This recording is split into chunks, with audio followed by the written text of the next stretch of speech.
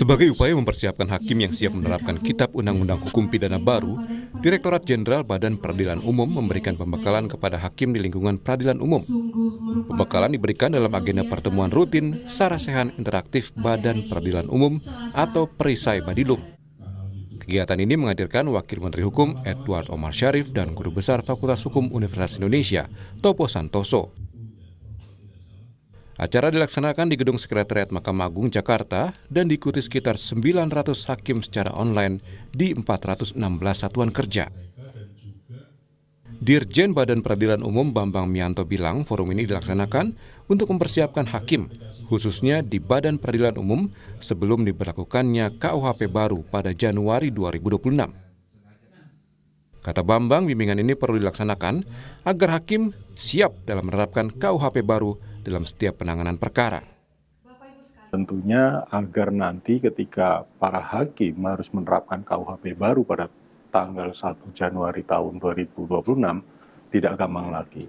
Karena memang banyak hal yang berubah dalam KUHP baru termasuk paradigma.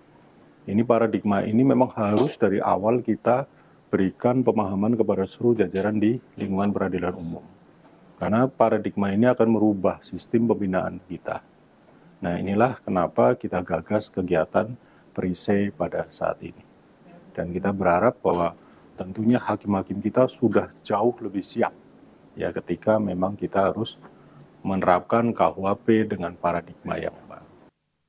Sementara itu, Wakil Menteri Hukum Edward Omar Syarif bilang sangat mengapresiasi langkah Badilum dengan adanya kegiatan ini. Edward berpendapat acara ini sangat penting sebagai bentuk sosialisasi penerapan KUHP baru kepada masyarakat, khususnya hakim. Edward bilang kegiatan ini sangat membantu Kementerian Hukum dalam menyosialisasikan KUHP baru kepada aparatur penegak hukum. Edward berharap sosialisasi dalam forum perisai Badilum dapat meningkatkan profesionalisme hakim. Sosialisasi KUHP ini sangat penting tidak saja untuk masyarakat tetapi juga untuk penegak hukum.